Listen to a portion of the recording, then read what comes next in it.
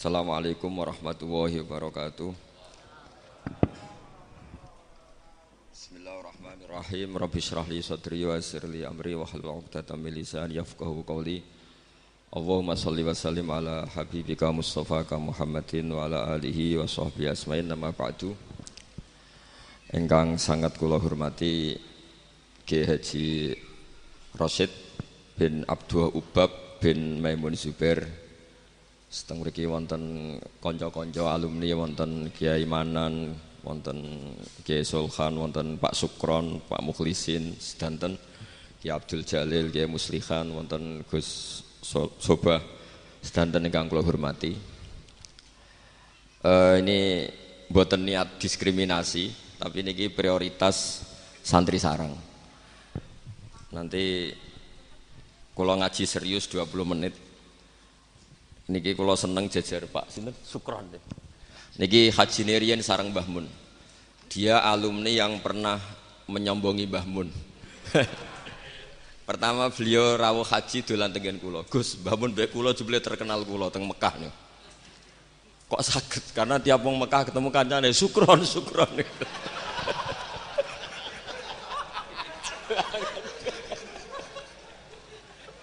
Dan itu beliau matur ke Mbah Mun, Mbah kula teng mriki terkenal Mbah. Kok iso Kron? Tiang-tiang mulih Sukron. Ini alumni yang luar biasa niki. Kakak kelas kula 2 kelas. Nggih. Niki nggih kanca kula, nggih musuh kula.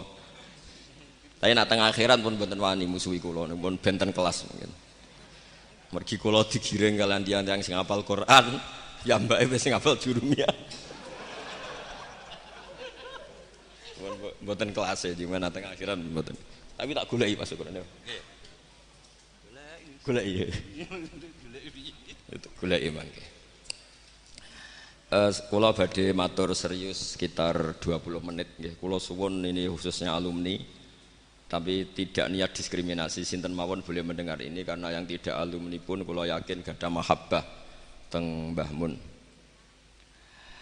Kula kados Gus Rasyid nderek matur nuwun sanget doa jenengan teng Mbah Mun, teng Nyai Mastia, teng Nyai Fahima, teng Gus Kamil, teng sedanten Mas saya sareng. Kenangan-kenangan ingkang sae, ingkang musalsal ila Rasulillah sallallahu alaihi wasallam. Akhir-akhir ini Yai sering maos kitab Maslakut Tanassuk. Niki kula waos langsung halaman 3. Niki wonten Kiai Abdul Manan, wonten Gus Rasyid. Niki kula gadah napa nggih? Gadah unek-unek, gadah karep supados apa yang ditanamkan Mbah Mun itu jangan sampai diriwayatkan kilan al-qila wal qal, tapi sampai pada titik mudawan dibukukan. Saya berkali-kali dapat sanad ini dan itu tidak hanya saya, semua alumni sarang. Bukan hanya alumni Anwar saja, juga semua alumni sarang karena tergabung di Madrasah Ghazaliyah. Mbah Mun ketika haji tahun 1421 dan 1422 Hijriah. Niku beliau ngendikan dalam halaman 3 niku waqatin toba'a fi qalbi mimma fihi al-atharu thayyibah fi nafsi. Maka fil marrati tsaniyah bima fihi min takhmidil ainain ghamattu fiha ainayya wa qultu la ilaha illallah wa fi akhiril karat Muhammadur Rasulullah. Terus beliau ditalkin dzikir sama Said Muhammad di tahun 1422. Kemudian kitab ini dikarang, kula balen malih, kitab ini dikarang. Beliau hanya punya harapan dan itu dikarang tahun 1422. Sak sampunipun haji. Beliau wafat 1440.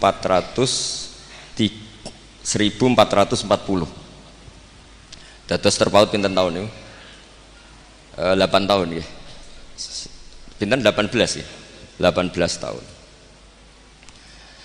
Niki kula waos nggih, betapa yang diinginkan beliau itu kesampaian. Dari tahun pinten 1400 20 sama 21 ya, sama 22, terus beliau wafat 1440, terpaut pinten 18 ya, 18 tahun. Beliau ngendikan kula maknani nggih. Meniki yang sakral 20 menit. Asal Maulal Karim teng halaman 17. Saya tadi hanya sengaja bawa 7 itu angka kesayangan Mbah Mun juga karena ngikuti Quran dan hadis selalu pakai simbol angka 7. Asal Maulal Karim. Asa menawa-menawa sapa al Maulal Karim, Allah zat sing lomo iku ayasma'a. Menawa-menawa ayasma'a yen to ngumpulna sapa Allah taala, yen to ngumpulna sapa Allah taala nafsi ma'a hamalatil ilm. Di saya ngarang ini semoga Allah mengumpulkan saya, kata Mbah Mun, ma'a hamalatil ilmi sertane wong-wong sing gawa ilmu min ulama'i hadhil ummah, saking ulama'i hadhil ummah. Wabil akhosilan klan khusus ulama ahlil bait atau ulama ahlil baiti ayyaj ma'a nafsi ma'a ulama ahlil bait.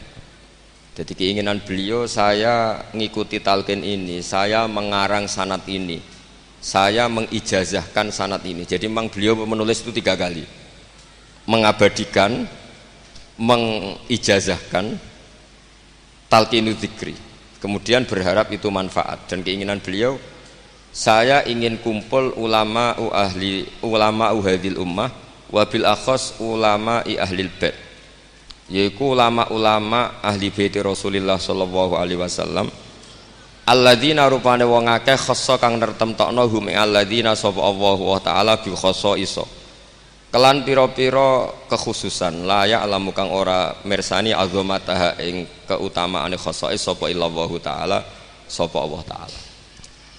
Dados keinginan beliau 18 tahun yang lalu itu tercapai juga tidak sekedar maknawiyah saja, tapi secara jusmaniyah. Kalau secara maknawiyah tentu Mbah Mun itu sangat dekat dengan ulama ahlil bait maupun yang tidak ahlil bait, yaitu ngurmat santri, nasrul ilmi, tarbiyah dan seterusnya. Tapi Allah nuruti beliau tidak sekedar maknawiyah sampai secara apa? Jusmaniyah. Karena makam beliau itu di Ma'lah bukan sekedar Ma'lah, tapi benar-benar Ma'lah yang dekat Sayyidah Khadijah. Agak ke bawah ada Sayyid Muhammad, Sayyid Alawi, Sayyid Abbas. Agak bawahnya lagi Syekh Nawawi Banten. Terus agak samping ke kanan, kalau dari arah Masjid Haram itu di situ ada Dorih atau makamnya Syekhina Kiai Haji Maimun Zubair. Jadi jam'unya itu jam'un rohaniyatan wa jam'un apa? Jusmaniyatan. Jadi ini ijazah ini berkali-kali dijazahkan Mbah Mun, tapi mungkin sebagian alumni tidak baca, nanti lo potongannya itu buatan moco. Dan ini kalau bantu, kalau yakin, hakul yakin dan suul yakin, Pak Sukron ini moco lebih niki. Dua ini kitab gak mergi kalau suka nih, Pak. Seniki mun innalillahi wa inna ilaihi rajiun. Nang dindi ngaku muridé Mbah Mun ngarang opo bagus. Aku rong tuku jare. Tapi niki penting kula aturaken, ulama saya berkali-kali bilang kenangan dari Rasulullah Shallallahu Alaihi Wasallam itu harus ditulis, karena hanya dengan ditulis ilmu itu abadi. Enggak boleh riwayat itu hanya berdasar karena kamu hafalan mundobit itu terus tidak nulis, tidak boleh. Kita itu punya pengalaman buruk dan itu eman betul. Gini ku fiqhul Les bin Sa'ad. Al-Les afqahu min Malik, Dawi Imam Syafi'i. Al-Les afqahu min Malik. Illa anna ashabahu dayya'uhu, kata Imam Syafi'i. Lais itu orang paling alim, alimu Misra, faqihu Misra. Itu kalau debat sama Imam Malik itu berjilid-jilid. Tapi ashabu Malik itu lebih peduli terhadap pikiran-pikirannya Imam Malik, sementara ashabul Les itu enggak, sehingga enggak ada madhabnya hilang. Jadi nasib ulama yang madhabnya hilang itu Les bin Sa'ad, kemudian Sufyan bin Uyainah, ini semua gurunya Imam Malik. Sufyan As-Tsauri juga gurunya Imam Malik, gurunya Imam Syafi'i. Nanti nasibnya Mbah Mun kalau tidak ada yang mentadwin, membukukan, akan seperti itu. Karena orang akan menafsirkan tidak dengan panduan guru-gurunya ila Rasulillah Shallallahu Alaihi Wasallam. Saya masih ingat ketika ini betapa luar biasanya Mbah Mun tentang tafsir. Seperti yang dikatakan Gus Rosid tadi, Mbah Mun itu putra Mbah Zubair, tapi ngaji sama orang ahli tafsir, ahli Quran, itu Said Alawi. Sehingga Habib Salim Asy-Syatiri itu punya karangan ya tentang tafsir, namanya An-Nafahat Al-Haramiyah atau Al-Fawaid Asy-Syatiriyah. Kalau gadah kitab sekitar 2 jilid. Mbah Mun itu dulu ngajar kita Faidul Khobir fi ulumil Quran, fi ulumit tafsir. Rian ngajar seminggu 2 kali di MGS. Ini Pak Sukron ya termasuk alumni MGS, berarti pernah sekolah berapa kali Pak diulang Mbah Mun? Seminggu 2 kali. Eleng seminggu 2 kali. Khatam. Tak kok khatam gak boleh. Jujur itu baik. Jujur itu baik. Nah, barokahnya mudawan, saya beri contoh satu, betapa resikonya andekan ilmu itu tidak mudawan. Ya kayak Khawarid itu orang yang ibadahnya khusyuk, tapi itu kecelakaan bagi sejarah umat. Sampai Nabi ngendikan syarru hadil ummah, al-khawarid syarrul khalqi wal khaliqah. Orang Khawarid itu buruk-buruknya makhluk, ini Kak, sabda Rasulullah Shallallahu Alaihi Wasallam. Karena orang Khawarid itu menganalisis nubuah itu dengan pikirannya sendiri, bukan dengan pikiran sing mudawan musalsal ila Rasulillah Shallallahu Alaihi Wasallam. Saya beri contoh yang paling gampang. Ketika Nabi Fathu Mekah itu kan corong Jawa kudune kaul itu semangat tawaf. Tapi Nabi unik, semua sahabat itu tofu mus'atan, semua tawaf secara jalan kaki. Padahal kayak apa kita diusir dari Mekah, kayak apa kita meninggalkan Mekah secara tidak terhormat. Mestinya Fathu Mekah yang diperjuangkan mati-matian itu menjadikan hal yang luar biasa. Dan kita punya kaidah al-ajur bi qadrit ta'ab, bahwa pahala itu sesuai tingkat kesulitan. Tapi Nabi itu unik, semua sahabat itu tawaf jalan, tapi Nabi itu tawaf rakiban. Nabi dengan santainya naik unta kemudian beliau tawaf. Itu andai kan tidak ditadwin, tidak dibukukan oleh ulama-ulama termasuk Imam Nawawi yang ngarang Majmu', maka orang Khawarid atau yang sejenisnya, nggak usah diterjemah garis keras atau garis apa nanti sensitif, pokoknya Khawarid dan sejenisnya. Dan itu di Mekah, jadi kamu jangan ngait-ngaitkan dengan Indonesia. Itu mesti menafsirkan kok enak Nabi lengas-lengas numpak unta sing liyane mlaku. Tapi barokahnya tafsiran ulama itu dibukukan. Nabi yang saat itu tawaf rakiban, ya, Nabi yang saat itu tawaf secara berkendara itu afdolu mungkin bi alfi fadilatin sampai ila mala nihayatallah daripada yang tawaf masyian. Karena yang tawaf berjalan itu hanya melakukan satu kaidah bahwa al-ajru bi qadrit ta'ab. Tapi itu punya resiko fikih jangka panjang. Andai kan Nabi ikut tawaf jalan, maka akan dianggap syarat sahnya tawaf harus berjalan. Dan itu kita kesulitan ketika kita setengah lumpuh, setengah sakit. Lalu kalau kita pakai kursi roda, pakai skuter, dalilnya apa? Barokahnya Nabi tawaf rakiban, maka ada solusi, ada referensi kalau kita tawaf tidak masyian, yaitu dengan cara naik kursi roda dan yang lain-lainnya. Maka ketika Imam Nawawi, maka yang dilakukan Nabi itu fardun alaihi, Nabi melakukan itu harus, karena Nabi harus menjelaskan ke umat bahwa tidak termasuk syarat sahnya tawaf adalah secara berjalan, tapi naik juga boleh. Itu andaikan tidak ditadwin oleh ulama, maka pikiran ini tidak sampai kita. Dan kita rodok-rodok Khawarid, kok enak Nabi, padahal Nabi pas itu ya sehat. Nah sama, ketika Mbah Mun ngersakno Gus Yasin jadi wakil gubernur, juga abahnya Gus Rosid ini Gus Subak kerso jadi DPR RI, Gus Kamil ya ketua DPR Rembang. Itu maka menjadi fikih bahwa ulama itu tidak harus berhadapan-hadapan dengan negara. Buktinya orang sekali berbah Mun, putrane diminta disuruh mengkhidmati negara. Sehingga harus menjadi tradisi besar bahwa ulama dan umarok tidak harus berbenturan. Bukan masalah menangkal. Coba kalau itu tidak ada rawinya, paling golek gaji, paling golek duit. Loh itu kan ruwet. Itu tafsiran Khawarij.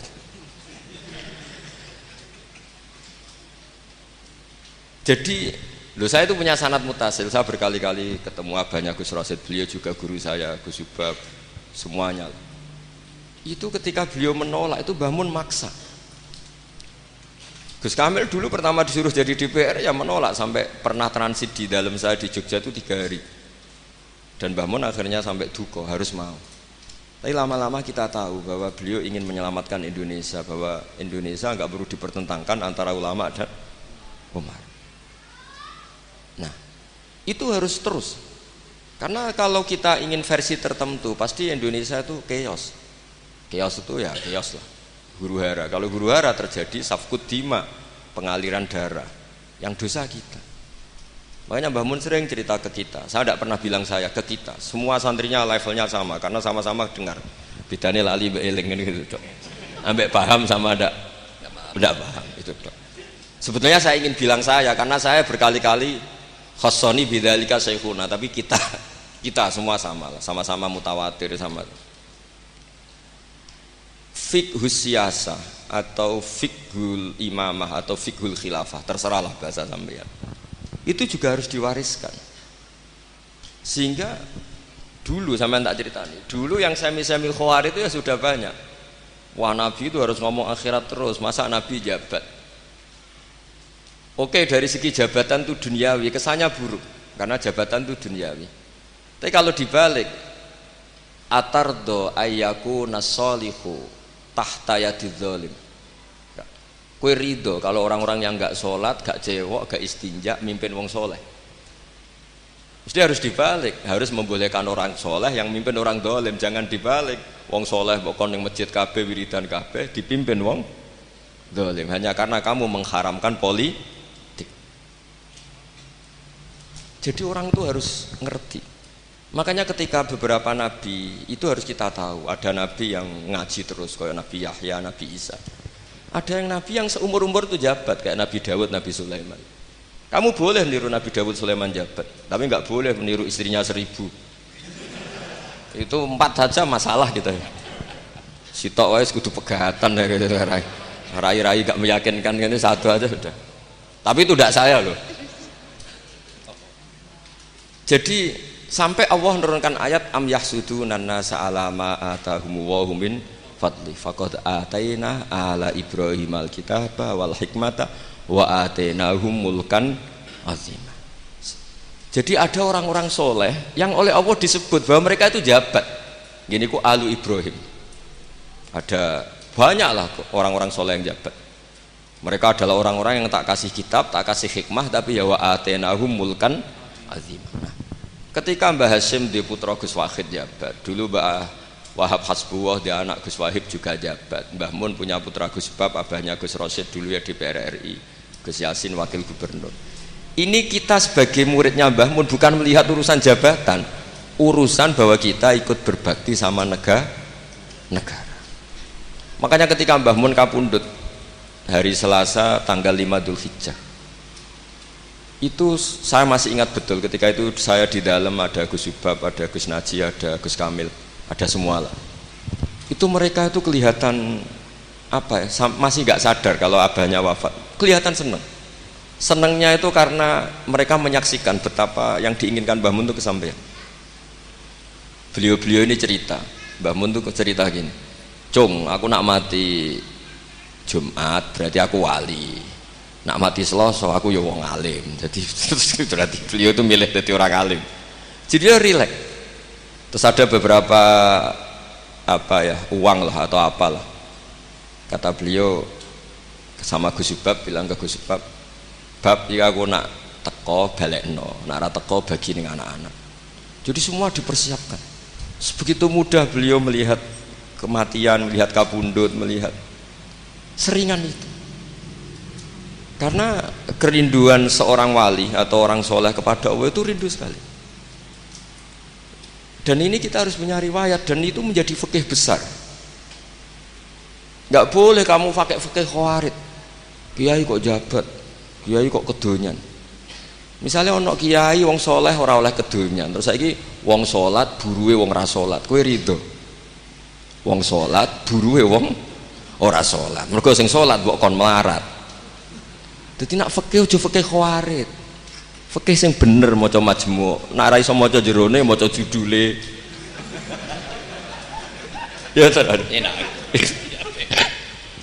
Mungkin Pak Don iki Pak Sukron. Karena dia di Mekah lebih terkenal ketimbang Mbah Mun katanya. Itu Mbah Mun sampai tertawa-tawa. Mbah jebule jenengan teng mriki terkenal kula. Kok iso kron? Lah niku tiyang tunggal dalam ini sukron. Ya jadi Mbah Mun punya murid ya macam-macam. Ada yang kayak saya, ada yang kayak Pak Sukron. Makanya saya pertama datang, Sukron dikur, dereng enten. Celuk, nek agak teko agak gelem isi. Terus datang. Tadi bisi saya, Gus aku difoto, nek raja jenengan gak difoto. Terus saya bilang gini, saya itu kalau di mana-mana sering jejer wong putih, lagi ki jejer wong ireng. Semoga ini kafarohnya saya jejer wong putih-putih. Jadi saya teruskan lagi ya.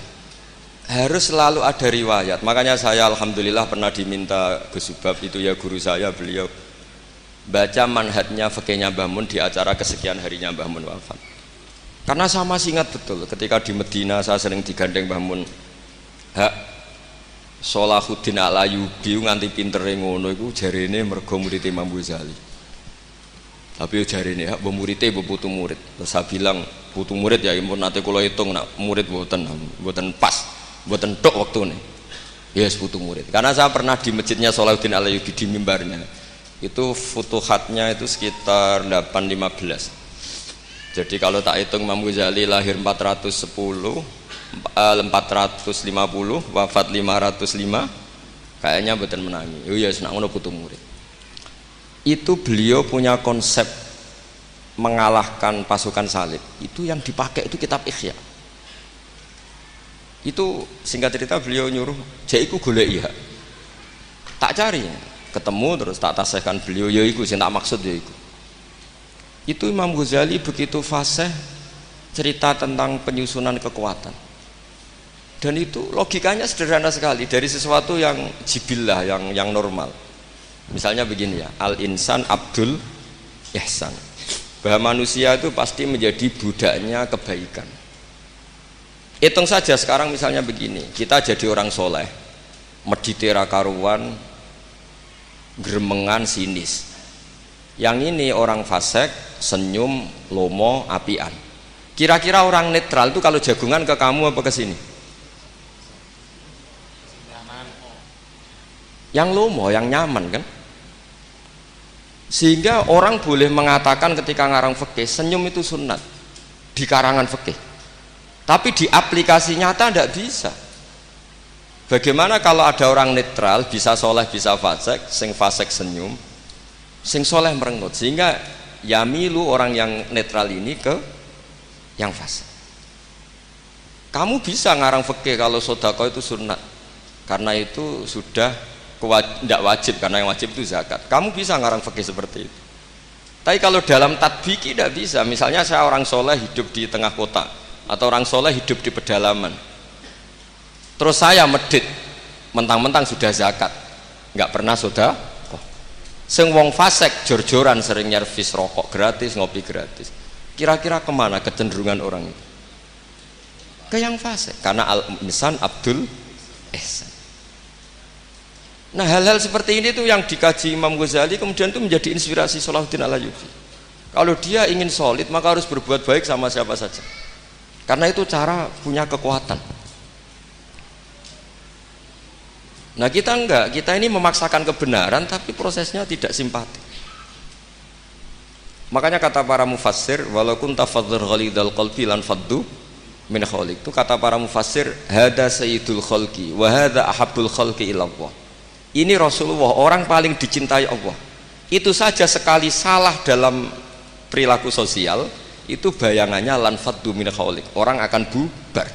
Padahal ma'anna hadza mu'ayyadun biruhil qudus. Padahal Rasulullah itu orang yang diberi kekuatan malakut, kekuatan langit. Itu saja dibayangkan kalau salah secara sosial lan faddu min haul, orang akan bubar. Apalagi kamu yang keramatnya nggak jelas, hizib gak mandi,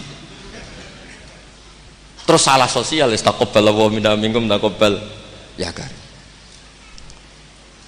Sehingga Mbah Mun itu baik sama siapa saja, termasuk baik sama Megawati, sama apa saja. Bahkan beliau sebelum haji sempat ketemu Megawati, dan beliau sebelum itu ya pernah bilang ke saya, ke kita, aku ketemu Bu Mega dan Indonesia aku damai. Makanya ketika beliau kapundhut Dzulhijjah itu min asyuril hurum, karena al asyurul hurum itu ada 4, Dzulqa'dah, Dzulhijjah, Muharram, Rajab. Beliau kapundhut 5 Dzulhijjah, bulan yang termasuk sakral di Islam. Dan beliau kapundhut 6 Agustus, bulan yang paling nasionalis dalam Indonesia. Jadi Allah memilihkan beliau bukan sekedar tempatnya di Ma'la, tapi pakai bulan yang paling sakral sesuai konteks masing-masing. Dalam religius Dzulhijjah itu sakral, dalam nasionalis Agustus itu sakral. Kayak apa Allah memilihkan beliau? Makanya ini saya cerita ya, saya mungkin 10 menit lagi, sampean santai aja, ini enggak ganggu lama-lama supaya enggak ribet. Makanya di antara yang ditulis beliau tentang jabatan, tentang jabat. Nah ini cerita saja. Beliau menulis keling tau ora itu. Sekarang halaman 37. Nanti kalau yang nggak paham ngaji sama Pak Sukron, sudah tak ijazahi tadi. Kobil tuh. Jadi nanti yang nggak paham, iya itu nanti. Kok jebolin? Apa? Kok jaluk deh? Ora serang. Kau oleh dijaluk Melayu sudah. Sah nggih? Sah. Ini konco kula mulai teng sarang ngantos nate bodo-bodo tegen kula tanggal 3 Syawal. Niki Pak Sukron nih. Gus, kowe nek dadi kiai jogeman kaya aku. Tak pikir apa? Ceritanya gini Gus Rosid, dia itu kiai, mungkin kiai debutan. Dia dengan santainya cerita, man shoma Ramadan summa atba'ahu sittan min Syawal faka'annama shomat daro kullah. Jadi puasa Ramadan kemudian puasa 6 hari Syawal, maka seakan-akan puasa tahun. Singkat itu ada orang lugu puasa tanggal 2 ini. 2 Syawal puasa. Sowan Pak Sukron pas kiai ini rokok. Terus kata orang lugu tadi, "Getun Pak, aku anut jenengan." Jebule jenengan gak poso. Saya bilang, "Lah opo ke dalil ngono bareng lha opo?" Dalil liyane ya kena. Tapi itu kearifan, menurut saya dia cerita itu kearifan. Maka ini warning ya, siapapun yang ngiyai jangan dalil sesuatu sing ra iso ngakoni. Orang lho dak ini ilmiah enggak apa-apa iki. Lho kula lahir rapati wani dalil sing ngoten-ngoten ora wani mergo wis wong santri sarang piye, ora usah tirakat piye to. Mun ping 6. Piye? Tambah ping 6. Piye dari Bapak? Setahun buat ping 6. Memang ini didikan sarang yang keterusan. Mbah Mun itu kan mengharamkan santri tirakat. Iya. Piye santri ora usah tirakat. Santri sarang ora usah tirakat. Mondok sarang tok iku wis tirakat. Lha piye banyune wasin? Kadang ape ning WC ya iku ning lembak-lembak. Wis banyu asin nggone sesekan ra di dhuweke wis suwara tenan ngono. Jadi ra usah tirakat itu wis tirakat. Jadi saya ulang lagi ya. Al-fiqhu, fikih itu harus mudawwan. Saya yang sudah kecelok alim saja itu sering nggak tahu kalau itu tidak ditulis oleh ulama-ulama kita. Kayak tadi, kenapa Nabi tofa rokiban? Padahal Nabi juga yang mengajari al-ajru bi qadrit ta'ab. Andai kan Nabi tidak tofa rokiban, maka kita akan kesulitan nyari referensi bagaimana hukumnya tawaf pakai kursi roda. Barokahnya mudawwan dianalisis oleh Imam Nawawi dan seterusnya bahwa Nabi tofa rokiban adalah wajib bagi beliau untuk memberi pelajaran bahwa itu sah. Coba kalau nggak ada penjelasan itu, mungkin orang menduga-duga Nabi ku piye dipek menangi dewi, khawarit sama nanti pikiran. Dan itu harus ada yang mudawwan. Sama seperti Nabi Dawud, Nabi yang jabat, Nabi Sulaiman, Nabi yang jabat, supaya jabatan itu tidak tunafis solahiyah, bahwa jabat itu tidak berlawanan dengan kesolehan. Nyatanya banyak orang soleh yang jabat. Tentu yang enggak jabat lebih banyak. Wis ora usah tak belo. Kok Pak Sukron ya soleh tapi mboten jabat. Cuma soleh sampai kuat ngantek kapan ya ora roh. Nah sini yang halaman ini terakhir, masih 7 menit ini, 37. Hada summa idza nazarna ilal adarisan. Kula waca. Bismillahirrahmanirrahim. Wal mamlakatani al ukhrayani allatani mazalata qaimataini ilal yaum. Ani al mamlakatal hasyimiyah al urduniyah wa mamlakatal maghrib tawallahuma al hasaniyuna aidan. Artinya Mbah Mun cerita bahwa banyak orang-orang soleh bahkan min dzurriyyati Rasulullah sallallahu alaihi wasallam dan mereka jabat jadi raja, yaitu pasnya di Maroko adalah rajanya Al-Hasani, apa? Hasani. Juga di Ordon, di Jordan itu rajanya Al-Hasani. Intinya Mbah Mun mau ngendikan kamu jangan anti jabatan, banyak orang-orang soleh yang jabat, bahkan bukan sekedar soleh tapi itratu Rasulillah, al-itra at-tahira, itratu Rasulillah sallallahu alaihi wasallam. Ini dan beliau menulis itu. Wal mamlakatani al ukhrayani allatani mazalata qaimatain ilal yaum ani al mamlakatal hasyimiyah al ordoniyah wa mamlakatal maghrib tawallahuma al hasaniyah itu. Hada tsumma idza nadzarna ilal adarisah. Adarisah itu Sayyid Idris. Sayyid Idris itu al Hasani ya. Jadi al Hasani yang paling populer di Maroko namanya apa? Al Idris. Makanya disebut adarisah. Yang dzurriyyahnya al Idris disebut apa? Adarisah. Kayak yang bermadzhab Hambali disebut Hanabilah. Summa idza nazarna ilal adarisa wajadna anna ba'dhum minhum wasalu ila sultanah war riyasah. Faqad sabaqa an assasa Sayyid Idris bin Abdillah daulatan azimatan fil Maghrib wa nudiya bis Sayyid Muhammad As-Sanusi malikan ala Libya. Jadi ini ya saya mau cerita Mbah Mun itu satu khazanah besar, melahirkan murid-murid yang alim alamah ya banyak sekali nggak bisa dihitung. Melahirkan murid yang bahkan putra yang cakap politik banyak. Siapa yang enggak ngakui alimnya Gus Naji? Siapa yang enggak ngakui fleksibelnya Gus Subab di jabatan Gus Kamil? Itu enggak bisa terhitung. Makanya ini khazanah besar, enggak usah dibentur-benturkan. Ada yang nekuni alim, ada yang nekuni jabatan. Semua itu untuk li'ila'in apa? Kalimatillah. Jadi ini enggak ada masalah. Wonten sing konaah kok Pak Sukron wis urip kok wis meneng ae. Sok urip ngono ae. Tapi tadi sudah tak ijazahin. Nanti pokoknya ini kalau nggak paham tanya. Bismillahirrahmanirrahim.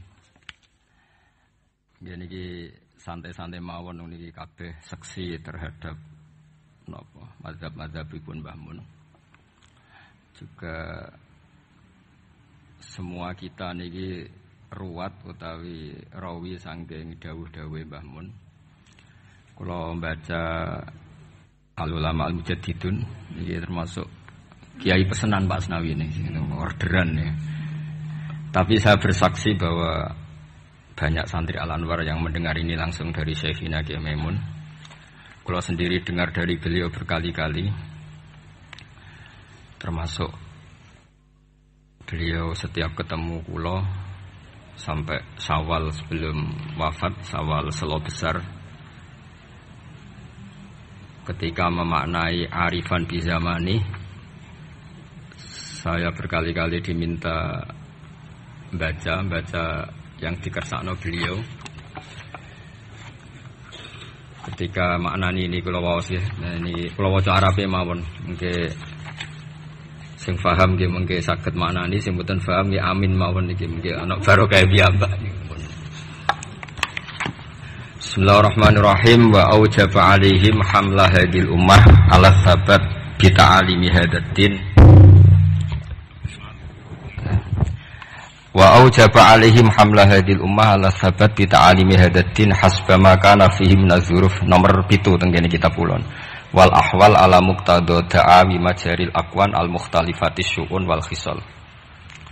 Fa fil asri salis ba'atsallahu ta'ala ulama hadil ummah wa qarraru wa harraru qaidatin wa usulahu alama kana alaihi ahlul kalam.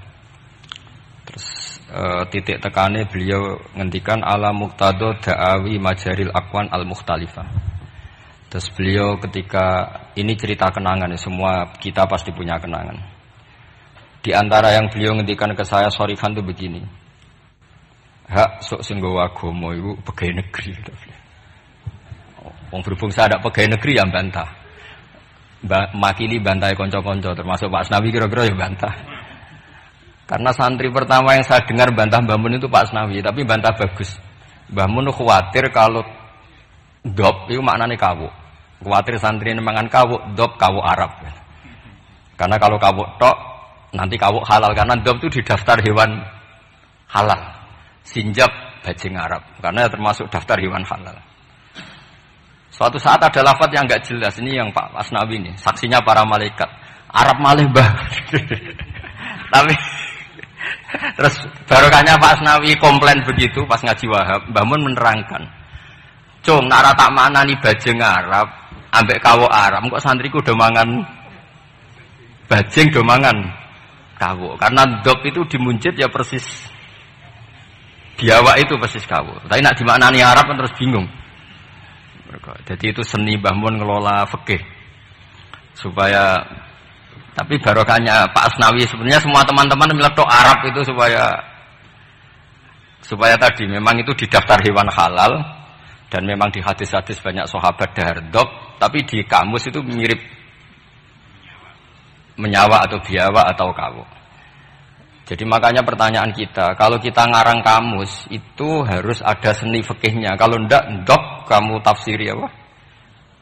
Kamu tulis biawa, ternyata dop ikut daftar halal. Berarti kamu termasuk orang yang menghalalkan biawa. Tapi baru kayak sanad ngaji sama Pak Asnawi dulu ngaji Mbah Mun rame-rame, wadop lan kawu Arab, wasinjab bajing Arab. Pak santri harus nyeletuk, Mbah ning Arab ra ono klopo, bajinge mangan opo. Ini cerita-cerita yang lucu-lucu saja. Karena tak pikir nak tidak serius sudah mampu lah, wis do bingung mikir ekonomi, mikir utang semacam-macam lah gitu men. Biasa mawon ra usah sok suci mun. Ketok asline mawon pun gitu. Lah sudi misalnya jenengan nutupi EP padha ro, wis biasa wae wis itu. Ketok kopi bener. Kiai nek ngarepe wong awam padha kiyaine ngeten iki mun kertu mati niku mun padha matine mun biasa mawon. Tapi ketika Mbah Mun dawuh itu saya protes apik. Lah anak santri teng pundi ya? Santri karwan santri hak mesti manfaat. Iki bakas agama ya. Lama-lama saya ini jadi kiai. Ya jadi kiai betul. Karena bapak saya sudah wafat 2005 terus saya jadi kiai. Lama Pak Asnawi karena sudah lama beliau semenjak abahnya meninggal sudah jadi kiai. Maka terus saya beberapa kali itu punya muhibbin yang dokter, yang tentara. Itu kalau cerita begini, ini kisah nyata. Gus saya ini dokter loh, lebih keren dibanding jenengan. Kenapa? Jadi? Saya tugas di Papua, di NTT, karena saya dokter, dilindungi negara. Karena tugas negara, saya di kampung-kampung itu bisa bikin musola, bisa memperlihatkan saya seorang muslim yang sholat, tanpa dicurigai jadi misionaris. Dan karena saya aparat negara, itu difasilitasi negara, karena berkebutuhan musola dibikinkan musola, berkebutuhan masjid dibikinkan masjid. Begitu juga tentara-tentara yang di daerah-daerah minoritas. Mereka dengan enaknya bikin masjid, menunjukkan keislamannya karena formal pegawai negeri. Tapi di daerah-daerah itu andekan yang bawa itu kiai itu nggak kebayang. Nggak payu terus ada gesekan mesti karena dianggap datangnya murni menyebarkan apa? Agama tertentu dan akhirnya gesekan dengan agama tertentu. Ini makanya ini sodako syekhuna ketika ngendikan sok iku sing nggawa agama ning ndi iku pegawai negeri. Mulane rumat. Dulu saya kan ya enggak paham dan ya enggak ingin paham pas itu. Perintah rumat itu kan kalau saya punya umatnya, umat saja enggak punya rumat gimana. Tapi setelah saya jadi kiai, beberapa muhibbin saya itu jenis ini, cerita. Jadi begitu juga di negara-negara Eropa. Itu awal ada masjid ya karena ada kedutaan yang menampung orang-orang Indonesia. Akhirnya fasilitasi beberapa mahasiswa dan TKI di sana akhirnya bikin masjid. Artinya ijtihad besar Mbah Mun adalah berkoalisi dengan negara. Beliau bisa mengelola begitu indahnya dakwah yang enggak benturan antara ulama dan apa? Umara dengan cara seperti itu. Jadi ini kenangan-kenangan kita. Saya tidak mengatakan saya kita karena beliau ngendikan gitu mutawatir, musyahad, ma'ruf, benana, benahum semuanya tahu. Cuma mungkin tidak semuanya paham karena gak ngerasa no jadi kiai lah itu yang masalahnya. Nah aku sudah jadi kiai tadi paham. Karena kalau saya tawaduk malah saya diangkat derajat oleh Allah, mendingan sombong ben rapati diangkat kan gitu. Kadang kalau santri tawaduk, wah Tapi justru ngaku tawadhu itu mutakabir cara hikam. Jadi biasa wae jujur biasa. Tapi ini cerita ya betapa saya punya beberapa teman yang kuliah di Inggris karena saya di Jogja banyak teman yang kuliah di Inggris. Itu kenangannya ya gitu, difasilitasi kedutaan, kemudian ada masjid, ada komunitas kajian Islam. Jadi segampang itu kalau negara atau aparat negara bawa Islam karena mereka formal dan rohnya ini dibantu kiai. Sehingga kalau mereka ada muskilat, halul muskilatnya tanya kiai. Beberapa dokter kalau tanya fikih detail tanya saya. Tapi mereka di daerah-daerah itu tanpa ada hambatan karena mereka pegawai apa? Negeri. Nah tolonglah ijtihad Mbah Mun begini itu yang beliau maksud ala muqtadu da'awi majaril aqwan al mukhtalifatis syu'un wal khisal. Jadi kita saksi semua kita adalah saksi. Karena ijtihad khossoni bidzalika syekhuna itu menurut saya kurang keren. Kalau dalam ilmu hadis semakin mutawatir semakin bagus. Kalau kita ini malah kualik, semakin ahadi semakin keren. Wah orang geruang dijazai Mbah Mun. Itu cara saya agak keren karena tidak mutawatir. Tapi banyak santri yang ngaji ini mustalah hadis tapi malah bangga khossoni bidzalika syekhuna. Menurut saya malah seneng yang umum. Karena umum ini mutawatir, bukan riwayat ahadi. Kalau ilmu hadis kita tahu kan mutawatir sama ahadi itu keren mutawatir. Sehingga saya tidak perlu cerita ahadi karena nanti semua orang subjektif, semua orang punya kenangan. Ya nanti yang ribet kalah semua sama tukang pijet. Semua kenangannya Mbah Mun masih berjarak. Saya tukang pijet, jismi ala jismi. Wah ya ribet kalau gitu. Jadi saya yang bagian guyon, nanti yang serius Gus Gofur. Kemarin dan saya itu kalau ada riwayat dari Mbah Mun, kalau nggak paham ya tanya Gus Kamil, tanya Gus Gofur yang seangkatan saya. Karena sepinter-pinternya kita tetap tahu putra-putra beliau karena yang lebih dekat lebih. Saya juga mengalami hal yang sama ketika saya dengan bapak. Sepinter-pinternya santri kalau tentang mazhabnya bapak itu ya pinter saya. Karena roh pawone, cara Jawa itu roh pawone. Bapak itu diantara ajarannya itu ya yang lucu-lucu aja sederhana. Kata bapak, hak kejogeman ngaji ku tenanan serius. Kenging napa? Wong sing ngaji ku wis do kakean utang wis ruwet. Wis ning omah bingung pas ngaji mbok bingungno. Wong mikir utange bingung, wong mikir neraka tambah bingung. Jadi sanad saya memang seperti itu. Jadi ra kena disalahno memang. Kalau sanad sampeyan wong wis kurang ajar, mbok jago yang tambah kurang ajar nggih. Monggo itu sanad jenengan. Sanad saya tidak seperti itu. Jadi ini kan urusan pilihan manhaj. Napa pilihan apa? Manhaj. Tapi kenangan terbesar kita, saya tidak mengatakan saya kita, adalah penghormatan Mbah Mun pada tentara, pada aparat negara. Saya dulu itu ya iskal lah, kalau boleh dikatakan iskal. Tapi setelah melihat al-aqwan yang seperti ini, ternyata ada masjid, ada Islamic Studies, bahkan ada IAIN. Di Papua itu ada IAIN, rektornya beberapa kali datang ke saya. Mereka tidak dapat perlakuan Papa karena ya resmi, ada N-nya tadi. Coba kalau yang bikin sampean pondok di sana. Oh, itu aneh. Jadi awwalu hadzal din itu adalah al-i'lam, setelah i'lam itu diakui negara. Sehingga keinginan para nabi dulu itu ya berkoalisi dengan negara sehingga nabi masih nyurati raja-raja itu. Makanya menurut paham banyak ulama, andai kan raja-raja itu nurut nabi itu juga tetap raja karena nabi juga nyebut ila maliki qaisar, ila malikir rum. Artinya sistem bernegara yang ada raja, ada rakyat, nabi itu juga ngakui. Buktinya nabi juga menyebut mereka raja. Meskipun nabi tetap menjaga konstitusi nubuwah yaitu dengan cara menulis min Muhammad Rasulillah ila malikir rum. Itu yang menjadikan semua raja agak sebagian raja agak terima karena siapa orang ini berani menyebut namanya dulu sebelum nama saya kan gitu. Mereka tersinggung karena suratnya nabi itu agak aneh. Enggak lazim kan menyebut min Muhammad Rasulillah ila Malik kan gitu. Mereka inginnya kan disebut dulu baru pengirim. Tapi itu memang enggak bisa dilanggar ya, mau tidak mau nabi harus al-Islam ya'lu wala yu'la. Sehingga memang suratnya nabi min Muhammad Rasulillah ila Malik Rom atau ila Maliki Mukaiki atau siapalah. Tapi bahwa istihad beliau datang ke Umaro yang dulu enggak lazim ulama datang ke Umaro. Akhirnya itu jadi hal yang luar biasa.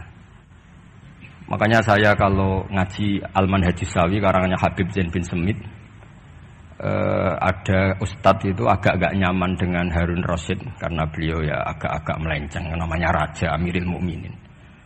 Singkat cerita si ustadz tadi bilang, ya Amirul Mukminin, ini nasihun laka famusyaddidun alika. Saya mau nasihati Anda dan mohon maaf agak keras. Fala tajid fi nafsika syai'an, maka tolong jangan dimasukkan hati. Apa kata Harun Ar-Rasyid?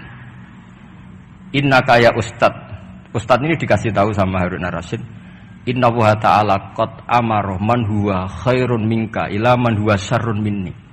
Wa ma'adzalika qala ta'ala faqula lahu qawlan layyinan la'allahu yatadzakkaru aw yakhsha. Kamu tidak usah nasihati saya dengan cara kasar, kata Harun Ar-Rasyid. Allah pernah mengutus orang yang lebih baik ketimbang kamu. Man huwa khairun minka, yaitu Nabi Musa dan Harun. Ila man huwa syarrun minni, yaitu Fir'aun. Itu saja harus beretika, faqula lahu qawlan layyinan. Kok kamu hanya ustadz ngandani saya sama-sama muslim kasar? Udah dalilem opo? Cara Pak Hamid takbir opo kira-kira gitu. Jadi ketika kita menemukan seperti itu, ingat lagi betapa Mbah Mun itu layyinal janib. Apa ya, insyirahas sadri, intilaqatal wajhi, tolkal wajhi, dan seterusnya dan seterusnya. Ini sanad-sanad yang semua kita bersaksi, semua kita tahu. Terus kedua, sekaligus ini terakhir. Jadi jangan ngorder lama-lama, nanti sama-sama nggak enak. Gurui teman tuh tidak baik. Ini nanti sebenarnya diundi ya nggak apa-apa, nggak harus saya ini. Yang salah saya di sini tuh tidak keren, karena posisi makmur diperintah, bukan amir. Jadi keren jenengan. Gus Pak tak sewa, tak kon ngomong nurut. Jadi nanti saya kalau ketemu Allah, man huwal mutawaddi, mesti menang saya. Ana makmur, wa antumul amirun. Terus kedua, ini semua kita juga bersaksi. Saya yakin zaman Pak Asnawi, Mas Hamid semua bersaksi. Lah yo fikih aneh. Petani ku wis melarat, gegere nganti kaya akik wajib zakat. Mergo sing ditandur kut yaiku padi. Petani kakao zaman itu populer-populernya kakao, sugih-sugih tumpakane mobil gak wajib zakat. Mergo sing ditandur ora kut. Itu mulai dulu Yai terus menggulirkan itu, dan beliau dengan sabar gulirkan saja tapi tidak fatwa. Saya ulang lagi, gulirkan saja tapi tidak fatwa. Dan sampai pada akhirnya, saya ulang lagi, pada akhirnya beliau mulai fatwa. Meskipun ini kenangan-kenangan kita, meskipun ya masih ngeper, maksudnya ngeper itu ya tidak bilang wajib, tapi ya tidak bilang tidak wajib. Ini beberapa khas-khas beliau ketika, dan karena saya ngaji ini agak detail karena memang setiap ketemu itu setiap ketemu ditanyakan kitabku wis apik, terus ono sing kowe ra setuju to, setuju bener setuju sih, dan guru kula setuju mawon ora ngono. Tapi ini cerita yang akhirnya beliau menulis itu secara detail di bab masalah zakat naqdiyah sampai zakat qut yang dulu disampaikan secara guyon-guyon. Saya ulang lagi, dulu disampaikan secara guyon-guyon dengan santai, lama-lama ditulis. Ini tak tulis. Saya masih ingat betul dulu kan Mbah Mun gojolnya gitu, petani beras itu gabah wis gegere ireng nganti koyok akeh wajib zakat mergo sing ditandur qut. Sementara petani-petani kakao cengkeh sugih gara-gara yang ditandur tidak qut, tidak wajib zakat. Ternyata guyonan-guyonan itu Pak Nabi akhirnya ditulis di sini sama beliau, saya baca ya. Sahihun anna wujubal amal bi muqtadal ahkam al-Qur'aniyah allati lam nastati injazaha la yajuzu tabdiluhu aw ta'biru aw taghyiru illa annal wajiba alaina al-amalu tujahahu bima amkana. Famathalan fi ma nabata fil ardi ala madhhabi man yatamadzhabu bi madhhabil Imam Asy-Syafi'i innama tajibu zakatu minhu fi ma yuqtatu bih wa la tajibu fi misil khadrawat khilafa ma kana alaihi ba'dul madzhab al-ukhra ma'anna katsiran minal khadrawat wal fawakih fi hadzal asri a'zamu iradan fil iktisad minal aqwat aw musawiyatan laha. A'zamu iradan aw musawiyatun laha. Terus beliau cerita wa fi tafsiril kabir, yaitu ketika nafsiri anfiqu min thayyibati ma kasabtum wa mimma akhrajna lakum minal ard, kata ma Terus sumakol wa yadullu ala wujubi zakat fi kulli ma tumbidul ardu, karena kita tahu ma itu litamim. Makanya kenangan saya tiap ketemu beliau termasuk pernah tanya, saya juga pernah unek-unek. Yai, kalau seorang mufassir nafsiri Quran, niku terikat mazhab imamnya apa terikat ilmu lughat? Ya itu tadi, karena Ibnu Katsir itu Syafi'ul mazhab. Tapi ketika beliau nafsiri wa mimma, ma itu ya apa saja, karena ma itu umum. Sehingga beliau menafsirkan matum bitul ardu. Cek kut, cek tidak kut. Terus saya masih tanya, langge, niku terikat mazhab imamnya boten. Tapi arahnya beliau itu, ya pas ngarang ya ngarang air, usah terikat. Nah terus akhirnya beliau karena itu gak memutuskan itu, terus beliau hanya ngendikan, sama ingat betul. Hadil ayatu al-Qur'aniyatu ukhtulifa fi tafsiriha atau ikhtalafa fi tafsiriha al-mufassirun.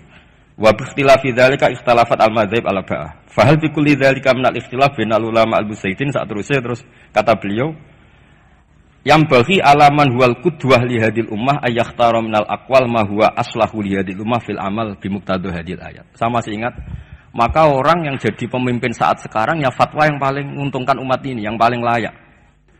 Sama masih ingat saya tanya, lah nggih pemimpinnya sakniki jenengan fatwa mawon sakniki wajib napa mboten wajib? Ya ora kudu aku, ya sapa kono sing mun mumpung niki wonten jenengan ngendikan mawon wajib napa mboten? Yo niku ya ora ngono, pokoke ngono Mas ora. Karena saya punya teman, ini kisah nyata, saya punya teman itu petani padi, itu orang Indramayu itu melarat. Bareng sawahnya sekian hektar ditanduri kangkung itu sugih, mergo tiap 3 hari panen dikirim ke Jakarta. Di pas tanduran kot kere, tanduran khodrowat sugih. Pas kere mbok wajibno zakat, pas sugih ora. Niku fikih opo? Lah ini kan ribet. Sama ndak usah bantah saya ngasih PR kok dibantah. Ya sudah nanti, ya sudah seperti itulah, ini kenangan-kenangan kita dan guyonan beliau secara ilmiah zaman Pak Asnawi, Pak Hamid semua kita ngaji, ternyata sekarang ditulis. Dan pesan beliau hanya yang bagi alaman huwal qudwah li hadil ummah ayakhtara minal aqwal ma huwa aslahu li hadil ummah. Niki saya disebut di polling napa di fasul masail? Sebut di Pak. Napa? Relatif ya. Sebut di Mas sampean ini di polling napa diputuskan sekarang? Wajib. Pak Asnawi wajib. Terus jangan. Mpun niki khilaf. Assalamualaikum warahmatullahi wabarakatuh.